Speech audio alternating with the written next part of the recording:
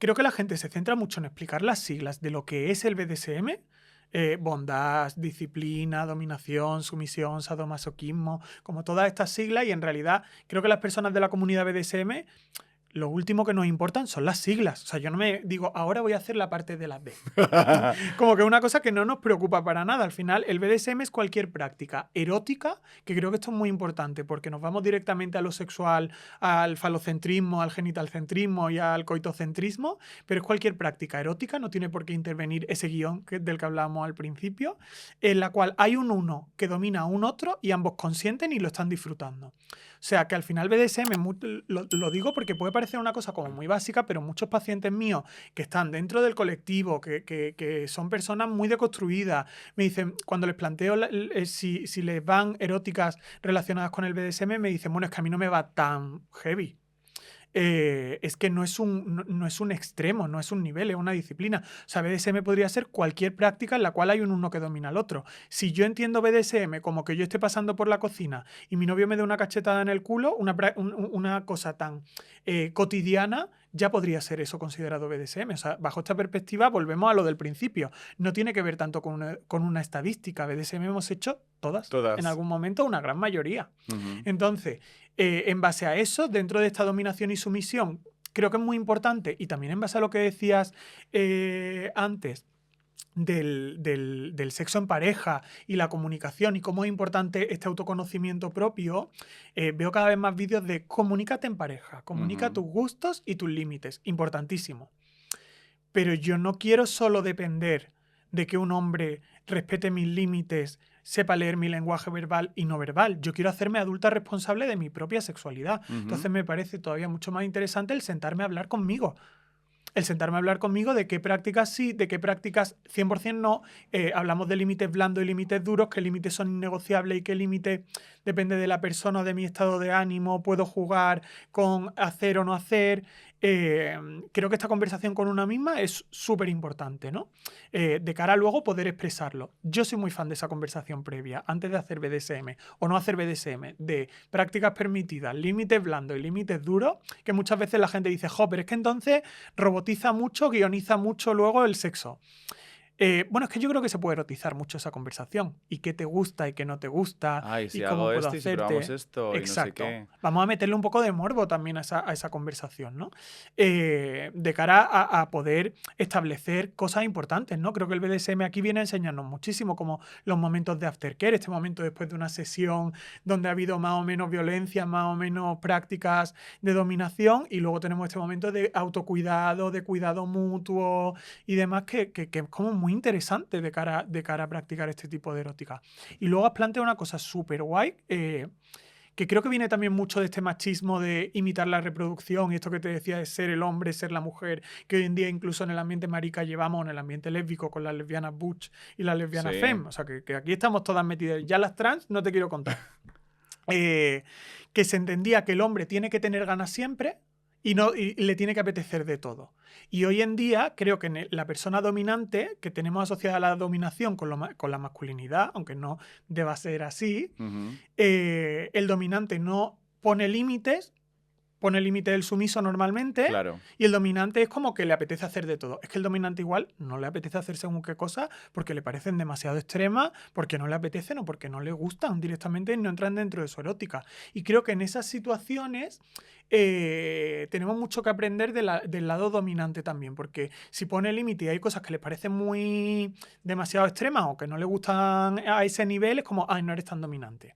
Me decía otro paciente que me parecía Se pone como como en causa, ¿no? Como esa dominación. Sí, es claro, verdad. me decía otro paciente que dice que yo me voy de cita, ¿no? Con un chico y entonces yo soy dominante, estoy dentro del mundo BDSM y tal. Y a lo mejor a mí me encantaría llegar a esa cita y preguntarte qué tal el finde y si has escuchado lo último de Ariana Grande, pero tengo que ser tu compañero de instituto de 15 años, cani gilipollas, para sentir que soy lo suficientemente dominante. Entonces, no llego a conectar con nadie porque tengo que estar como en una pose que no soy y me apetece ser como mucho más majo, ¿no? Entonces, creo que tenemos mucho que aprender de esta rigidez de roles todo el rato, Ujú. ¿no? Como aprender a entrar y salir del juego con naturalidad, 100%. dejar como que el otro también pueda explorar, ¿no? Y yo creo 100%. que es verdad que BDSM es como una práctica que al final te permite, lo que dices tú, algo que creo que no nos hemos permitido ni nos han permitido, que es hacernos muchas preguntas Totalmente. de qué es lo que me gusta, qué es lo que no me gusta,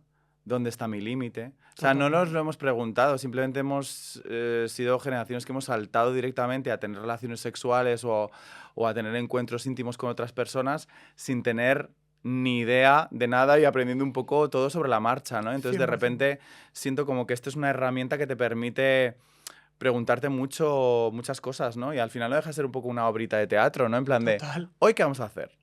Totalmente. Y ¿No? jugar Y contigo. jugar con ello, ¿no? Que sea como que tenga este punto divertido. Sí. Y también se debate mucho, que yo sé que no lo has visto, la película esta Pillion, ¿no? Ujú. Que aborda este tema, ¿no? Y que también aborda mucho, yo creo que todo el tema del consentimiento. El tema del consentimiento dentro de esto, ¿no? ¿Cómo juega para ti el consentimiento y dónde deberíamos marcar los límites para que eso fuera algo, un lugar sano? Ujú. Entendiendo que yo creo que también esto te lo escuché alguna vez, que dentro de unos límites, lo de siempre, cuidado chicas, que hay que cuidarse y demás, las violencias, no es lo mismo sentirse en un momento incómodo, incómoda, a que hay una violencia, o sea que hay una diferenciación ahí muy grande, ¿no? Pero cómo definimos, ¿no? Por ser un poco más específicos, esta parte de la parte blanda, digamos, y la parte dura en plan de esto no, esto sí que no, y Ujú. esto, bueno, también es que si no, como que vamos muy a menú hecho, ¿no? Como que Totalmente. la sorpresa de lo que pueda pasar en un encuentro entre tú y yo desaparece si está todo súper marcado, ¿no? Totalmente. Y de hecho creo que en esa conversación previa, para mí se debe dejar claro qué límites son duros, qué límites son innegociables, qué cosas no quiero hacer, no quiero que pasen. Y sobre todo, esa conversación que te digo de decirlo con mi pareja sexual. Antes decírmelo yo, que es que vuelvo a lo mismo, que creo que esa Claro. conversación conmigo misma es muy importante. Eh, y luego hablar de esos límites blandos Y y yo cuando creo que alguien lo esa hace en su revisión. casa, por ejemplo, o Ujú. sea, ¿cómo lo puedes hacer? En plan de, si yo estoy en mi casa sola y tengo que hablar conmigo misma de esto, o Me encanta. sea, ¿me hago una lista o sea, no Yo sé, soy muy hay un fan. formulario? Yo es que soy muy de romantizar mi vida y de que mis pacientes romanticen su vida siempre. Si mis pacientes me están escuchando, están diciendo, ya está la pesada. Yo soy muy de tener como momentos conmigo misma, en este tratarme como mi propia pareja o mi propio amante. Yo hablo mucho de este día de spa, de que me pongo una mascarilla, de estar de 1 euro de la cara, de estar toda maravillosa, y un té, y ser carribrazo, ponerme 2 velitas y ponerme a escribir. Mi Eh, amiga Margot es literal, o sea, esta persona. Un besito. Creo que es importante como tener estos momentos de intimidad contigo y cuidarlo, igual que cuidaría el quedar con una amiga, ¿no? Si tú vienes a mi casa, yo voy a poner la casa bonita y voy a servir, pues este momento conmigo misma también cuidarlo.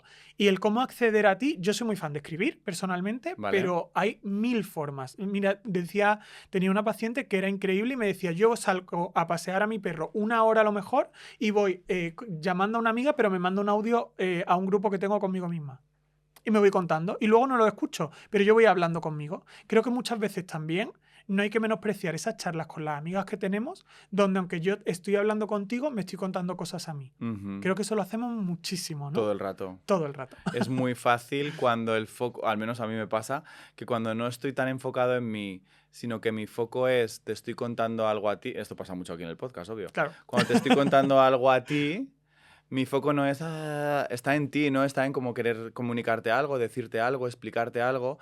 Y en ese proceso, muchas veces me escucho diciendo cosas y digo, ah, coño, pues no me había dado cuenta yo de esto, Pues o se no me lo había pasa. visto esto así, ¿no? O Total. sea, como que de repente tomas conciencia de cosas que no, pues que no eras consciente porque no lo habías puesto en palabras, Es ¿no? que creo que conocerte a ti mismo es algo súper importante y que creo que además no dejamos de hacer nunca, que creo que tenemos que estar en constante movimiento, ¿no? Y con esto del consentimiento, importantísimo, que creo que lo has mencionado antes y creo que es importante decirlo, que en esto del consentimiento nadie es experto.